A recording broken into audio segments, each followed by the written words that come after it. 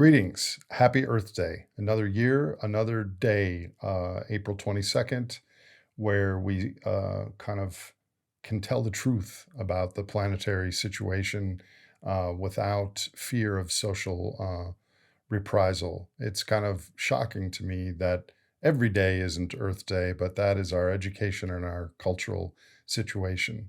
I have a podcast. One of my upcoming guests is a Native American of the Muskogee tribe, Marcus Cloud Briggs. And I was talking with him, and he said there's like 22 people in the world that speak this Muskogee dialect, and he's teaching his two children. And I asked him why, and he's like, because our cultural concepts, our values can't be translated in the English language. That got me to thinking, what is the semantic influence of our words on our behavior, on our values, on our cultural permission for different things? So what I'd like to do here is kind of a whirlwind list of common cultural terms and their biophysical equivalents from my Earth Day perspective. Here we go.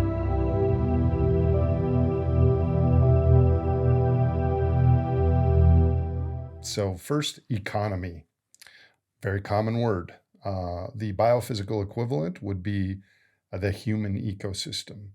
The economy takes money and technology and tells a story about distributing the largesse of that system to all the humans. A human ecosystem not only includes money and technology, but energy, materials, pollution, externalities, why we pursue these things to get the same emotional states of our ancestors. It looks in the parts and the processes, how the parts and processes fit together in a system. So that's quite a big disparity between the two terms. Progress. We hear about progress all the time. Those following this podcast know that underpinning progress is the carbon pulse. Progress is the internet, suburbs, the wealth and goods and services that we have.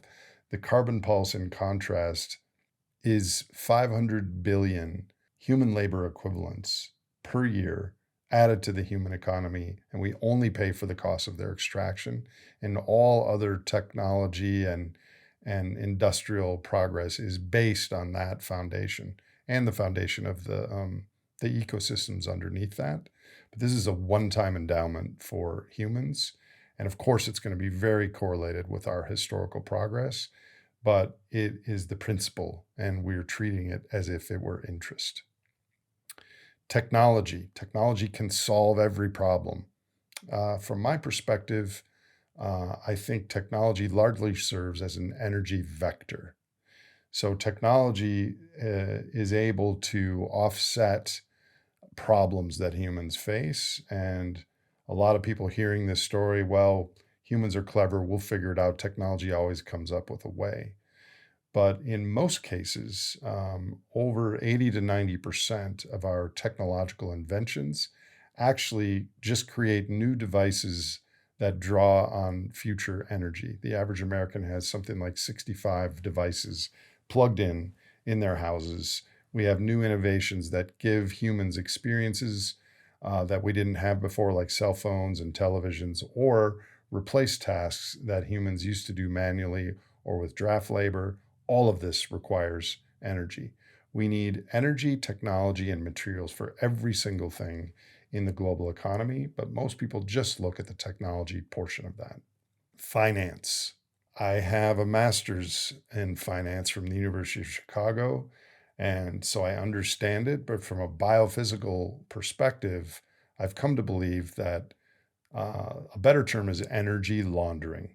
So finance greases the human system. It's a social construct that allows us to move around like a shell game, who owns what, and get the shells closer to the spigot using the Cantillon effect to access more wealth and power. And money laundering is taking some ill-gotten gains and turning it into money that is socially acceptable. And the same thing is happening with finance and the carbon pulse. Finance is like a a magic wand that extracts resources and damages ecosystems from the earth faster and moves it towards a smaller portion of those humans alive today.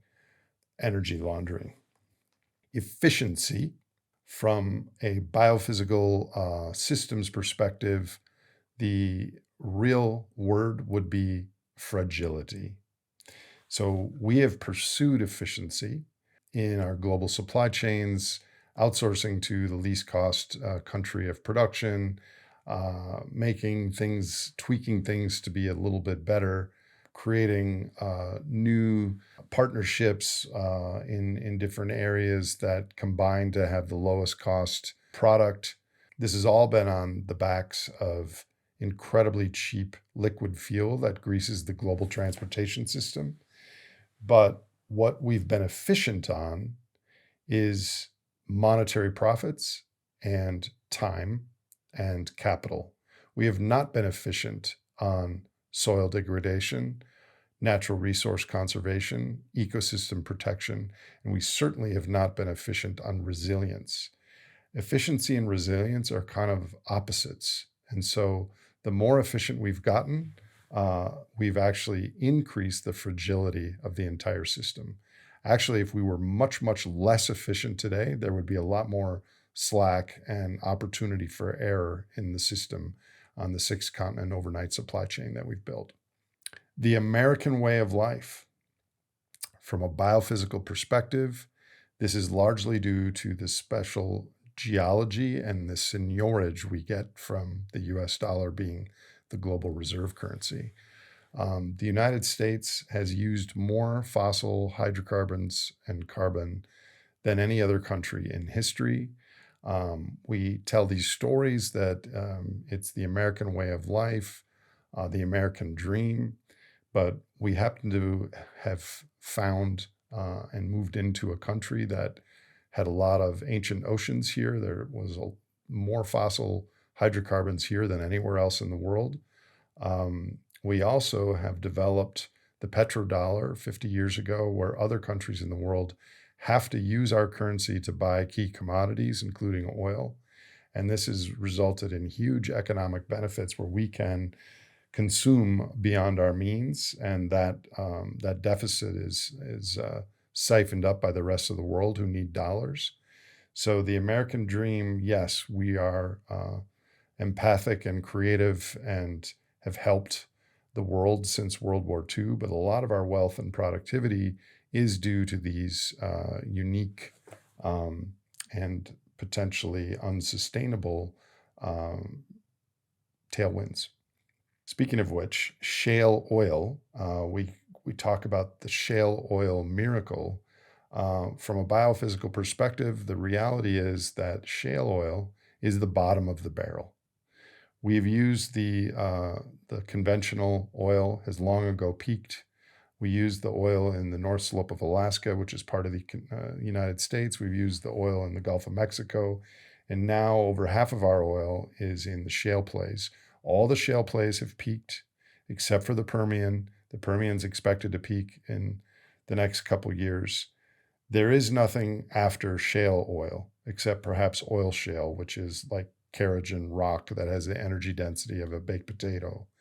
So shale oil drilling effectively created a larger straw to access oil that was migrated from the source rock.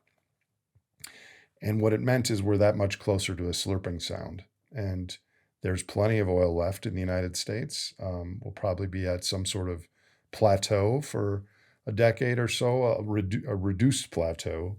But the issue is that it's not going to continue to grow, and that has massive implications. After shale oil is gone, there's nothing left. That also has massive implications for our children, our grandchildren, and our expectations, and our institutions, and our country.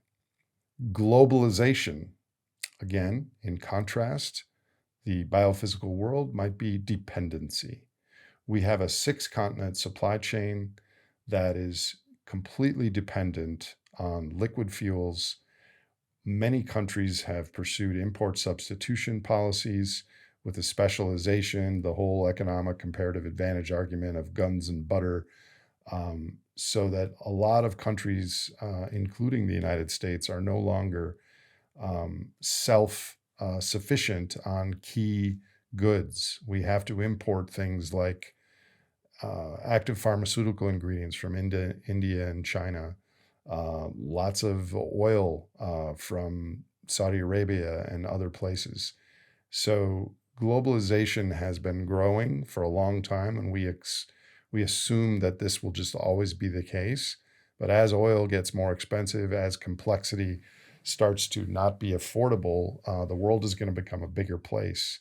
And we're not prepared for that because we just assume that globalization will continue as it has. Growth. Economic growth is a very common thing. It's expected. It is an anomaly in human history, except for the last couple of hundred years. The actual term that I think correctly represents this is metastatic cancer. If we continue to grow at 3% a year, which all institutions and governments expect, we will double the size of energy and materials in our society in the next 30 years or so, and quadruple the energy and material use in the next 60 years. And this is not to mention all of the ecosystem degradation, the accelerating population decline of insects, animals, birds, reptiles, amphibians, fish. We are functioning as a global energy hungry superorganism, and no one wants cancer. But this is kind of a decent metaphor. And I guess these Earth Day talks, in a weird sort of way, are an attempt to imbue self-awareness to the individual cancer cells. But this is an apt metaphor. Profits. A biophysical unpacking of that term would rather be called optimal foraging dynamic combined with energy surplus. Animals in nature invest a little to get a lot back in the calories they get from their prey. Humans have this same dynamic where we want to buy 2-for-1 cocktails, or get a 70% sale on some shoes, or get a discount on a house. We have these same animal instincts to invest a little and get a lot, but we're doing this in a time of a massive, massive bolus of fossil energy that is supporting human economies, 19 terawatts worth of energy surplus. And so this seeking of profits has become a cultural objective relative to humans in the past that didn't have access to a lot of energy surplus. So those options of growing your individual pie in society were much different than we have today. Money. Well, biophysically, money could have two terms. One would be a claim on energy, because every single thing of money we spend on will then require energy to burn. But I think in our current global situation, a better term would be optionality. What that means is that even billionaires or middle income people, everyone recognizing what we face ahead of us, these times of uncertainty, global central bank printing, debasing of currencies, people want more money because it gives them more options for the future. And so we're not so much greedy as people neurochemically want more security, and our brains are tricked by thinking more money will give us that. So money is a claim on energy, but really today we pursue it to have more options in the future because we're uncertain about the future. Marketing. Well, marketing is this optimal foraging dynamic, plus the fact that we're a social species and we compare ourselves to others. In my opinion, marketing is probably the single most deleterious invention of human history. We're constantly told on advertisements, you suck. If you buy this product, you'll be cool. And so it's combining our optimal foraging dynamic with social comparisons, and it's very, very powerful. If I were benevolent dictator, I might outlaw advertising. Capitalism and communism, very loaded, common terms. From a biophysical perspective, both of these are social methods that pursue and result in industrialism. You know, capitalism and communism are both growth based and they are both ecology blind. Capitalism has just been much more efficient because of finance and no holds barred on the rules. But all these isms are still growth based, industrial based philosophies. So just wanted to make that suggestion. Consumer. We hear in the news the consumer was strong this quarter. The vocabulary translation of this is actually human.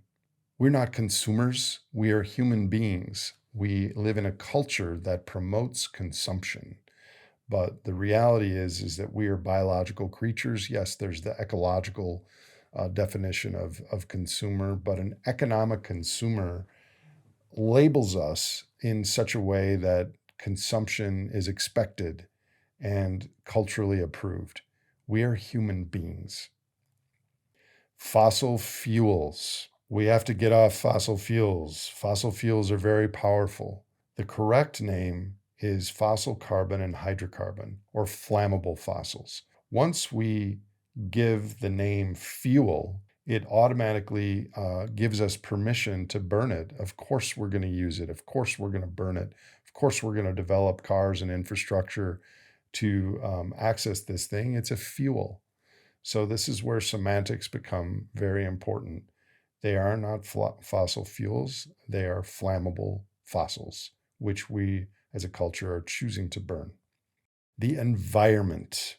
Here's the economy. The environment is out there. The actual correct term would be the web of life.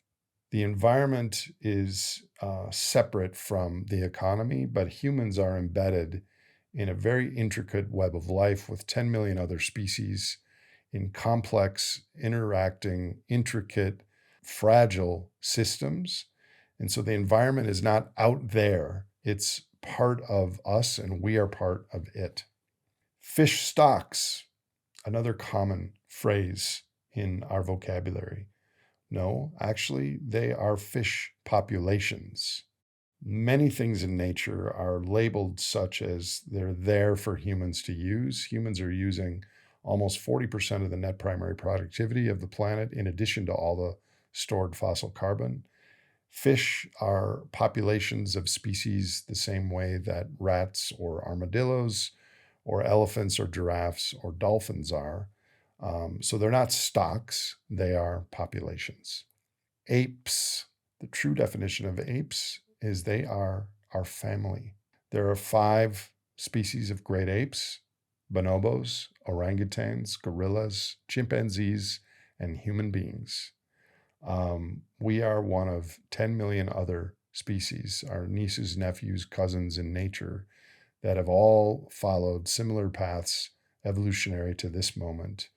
And again, we don't treat them as the incredibly precious relative that we have on this only planet that we know of to house life and complex life. Apes are our extended family. Beef and pork. Well, the contrasting actual response to this is dead mammals who probably lived horrible lives. We go to Whole Foods or to our supermarket and we see these nice displays of meat, and it's all clean and packaged in plastic. And we see advertisements on TV that these hamburgers or these steaks, and it looks delicious and it tastes delicious. The reality is that most of these animals lived in CAFO farms, had crappy lives, and we don't think about that. We compartmentalize the fact that these 1 billion cattle live on the planet, 700 million pigs, over a billion goats, almost as many sheep. Many of these live pretty terrible lives, And it's one of those out of sight, out of mind things in our vocabulary, beef and pork. Global warming. This is a new term. Well, actually, the new term is climate change. But global warming itself is a more charged term than climate change. But the real term is global heating. We are adding heat to the earth from our burning of fossil carbon. It in turn is adding a blanket over earth that is turning into a greenhouse effect that is warming the earth continually. 90% of the heat or so is going into the oceans. That is not sustainable. Warming is a euphemism. What we are doing is we are heating the earth, global heating, and this will continue likely for centuries before the full earth system equilibrium point is reached. There will be a time hundreds of years from now, 1,000 years from now, where if people are still alive, they can look back and see what might one day be called the HETM, the Holocene Anthropocene thermal maximum, which is the absolute peak in temperature that was reached on the planet due to human activities, very similar to the Paleocene, Eocene thermal maximum that was one of the more extreme mass extinctions on our planet. We don't know what that is, but we're so focused on this year, this decade, even this century, that the Holocene Anthropocene thermal maximum will be a thing. Porn, gambling, junk food, etc. Well, all these things produce empty calories. We pursue supernormal stimuli that are very targeted rewards that mimic a real great experience that led to an evolutionary advantage for our ancestors. But we didn't have to do the work that our ancestors did to get that special reward. We can pick up our phone and check an email. We can have a pizza or an ice cream or go on the internet and have mental sex with a stranger without the tenderness, the intimacy, and the real act. And there's so many things in our life that we get these empty calories from. And it's one of the reasons I think we're so unhappy and so unhealthy is because we don't have to do the work to get these powerful, emotionally salient rewards that match our ancestors. Renewables. Those of you who follow the podcast know that a better term for them is rebuildables. An oak tree is renewable, a chicken is renewable, a solar panel and a wind turbine are rebuildable every 20 or 25 years if we have the complexity, if we have the global infrastructure, if we have the polysilicon wafers and the neodymium magnets and all the other rebar and cement and everything. So many of these items are repeatable and rebuildable, but they're not renewable. The sun and the wind are renewable. So I think this is a semantically powerful dichotomy. Decarbonization. As we decarbonize the global energy supply or try to, this will lead to rematerialization. Many of our lower carbon devices will require lots more copper, lithium, cobalt, other metals and minerals, and we will shift the battle from the atmosphere to the land. It will be a land war where we try and mine and get like orders of magnitude more metals and minerals to add to our economy. So in this sense, there is no decoupling. There might be a decoupling from carbon, but there'll be a recoupling of our impacts on nature and the natural world. In the same sense, we use the word green, but most of the green things in today's world are actually brown. We've got a lot of talk. The Biden administration is talking about electric cars, but these electric cars use almost as much energy, have complex supply chains. We still are burning the energy. And even at the same time, many of the things that we've done in the past, like Germany and California, have done green investments, but because of the natural gas situation in Russia and Ukraine, now Germany is having to reopen towns that have coal plants. So many of the things that we think are green would be green if they were part of a larger systemic strategy. But since they're at the margin in a current system optimizing economic growth, their impact on society actually is brown. Sustainability. To be truly sustainable, we will need contraction of the human enterprise. I don't even like the word sustainability because, first of all, just like peak oil and fractional reserve banking system, it's kind of a burned term socially. But what we're really talking about when we say sustainability is we mean to be more sustainable than we are today. But if we really mean sustainability, if we really mean that term, it means a moderate to significant reduction in the size and the scale of the human enterprise, which isn't a popular thing to say, which is why we just say sustainability.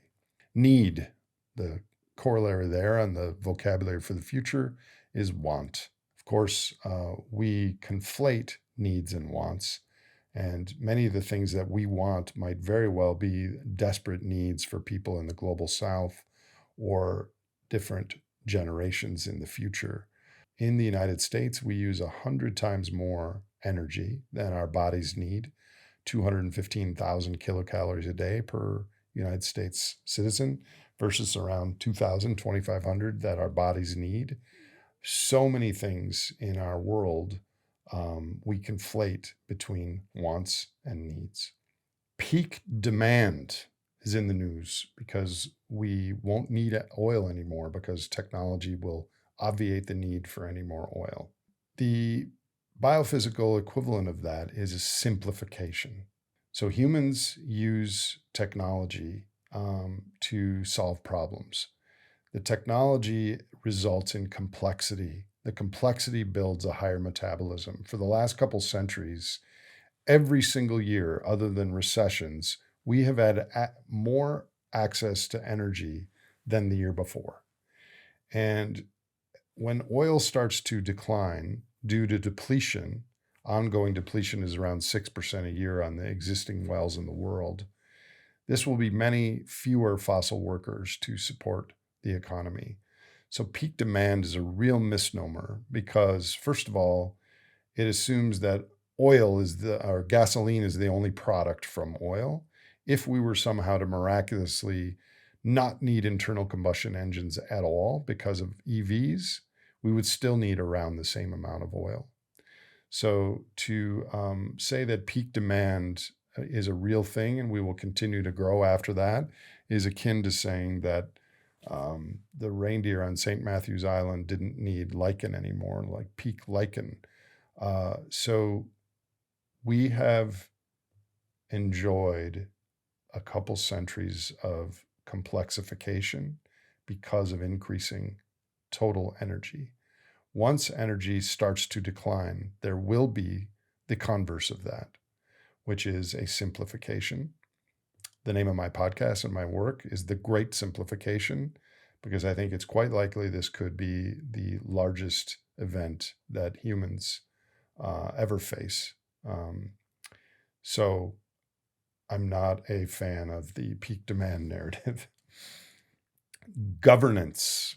The government will figure it out. The government will have a plan. We will have Republicans and Democrats come together to come up with an answer. Really, today, the government is in crisis management. There are a lot of very smart, very well-meaning people in government. They are overwhelmed with the needs and the challenges of the day.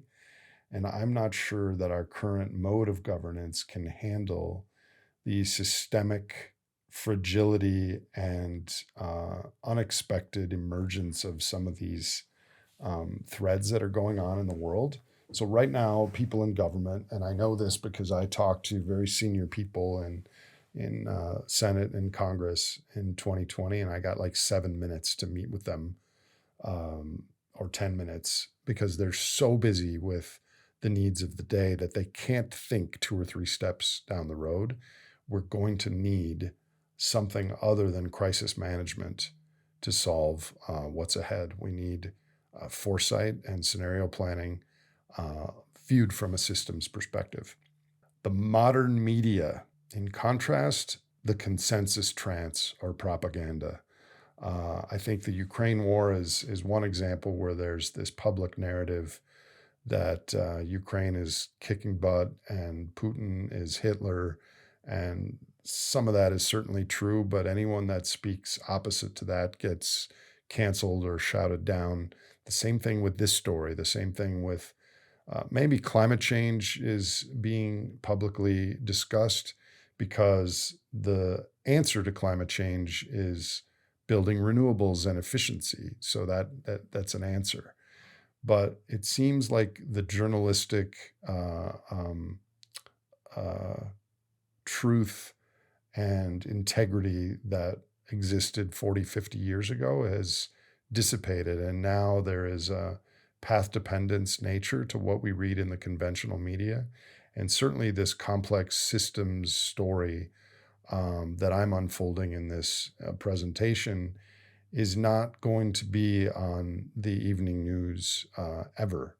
So we are kind of, the general public is part of the consensus trance that it's really a intellectual opposite of bread and circuses that we can't, unless we look at alternative media on Twitter or podcasts or things like that, we can't really ascertain what's going on from the fourth estate the way that we used to. Investments. Well, the corollary to that is real capital. Real capital, investments traditionally have been finance into stocks and bonds. Real capital is social capital, our networks, our friends, our relationships. Natural capital, our trees, our ecosystems, our rivers, our clean air, our soil. Human capital, which is our knowledge, our skills, our health. And built capital, which is the camera doing this Earth Day talk, and a chainsaw, and an aloe vera plant, and a house, and a solar panel. So we're going to have to increasingly change how we think about investments to be more diversified among these four areas, because finance as a marker for these things is going to be increasingly unrelated. Me versus we. Our culture has lauded rugged individualism and promoted people rising above. I think this is natural, that during a period of steep energy surplus and economic growth, that naturally those opportunities arose. But in our ancestral times, many times it was those cooperative units, those tribes that shared, sacrifice, and cooperated, outcompeted those tribes that had primarily competitive individuals in them. So all of us have this shared genome of cooperation and competition, but our culture has been me. And what we face now is a series of collective action problems. And we is the operative term. I think there are people that take ayahuasca or mushrooms or other things, and they quickly have a shift in perspective that sees that their individual body is part of a grander whole. But most people are still in this me dynamic in this country.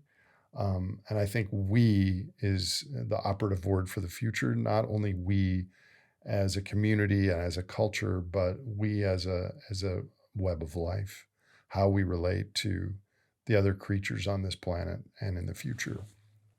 Success. Well, similarly, this has a corollary in the word meaning.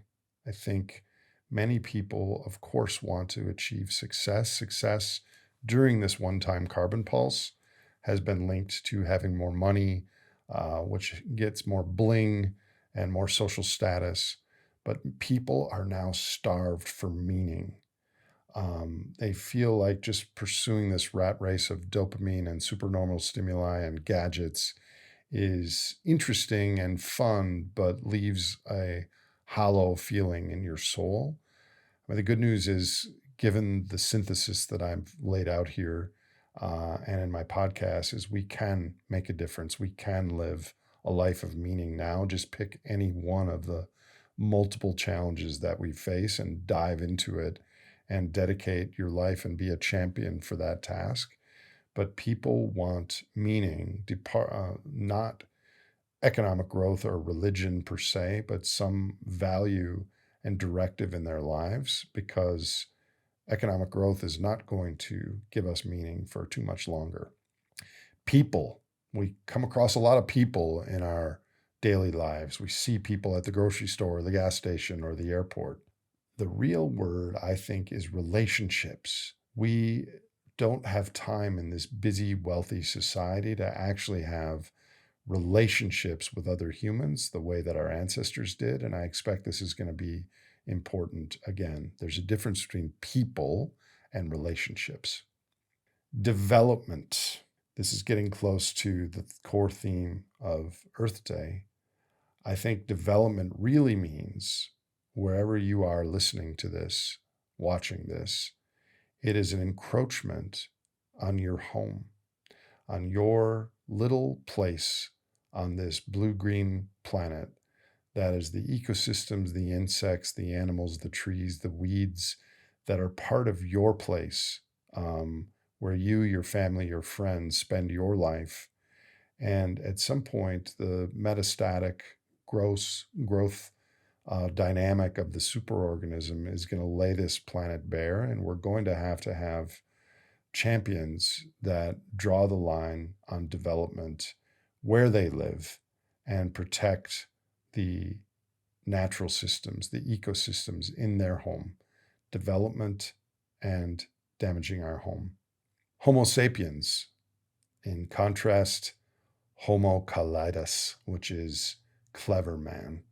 Homo sapiens is the ninth, perhaps last, perhaps not, of the Homo line. There was Ergaster, habilis, Florensis, Neanderthalis, I forget the other two. But we are wise men. We have been anything but wise. We have been incredibly clever. It's an open question whether we can live up to our moniker. Heaven, and in contrast, earth. We have lots of stories in our society about the unexpected reward that awaits us after we die. It has been a cultural objective for a long time. From a biophysical perspective, I think earth is heaven. Life everlasting is not something we need to gain. It's something we need to not lose. There should probably be around 500 million years remaining of the age of complex life on Earth. That's time for us to exist, discover, and thrive for a time greater than any of us can really imagine. And before the carbon pulse, before our economic superorganism took control of the world, those hundreds of millions of years were stretched out before us essentially indefinitely. But our current economic system and aspirations and doubling down on what we plan to do the next 30 to 50 years has hit the Earth like a rogue asteroid and created change that is essentially instantaneous on geologic timescales. Humans will not transcend life. We are life, and damn fragile life at that once our toys run out.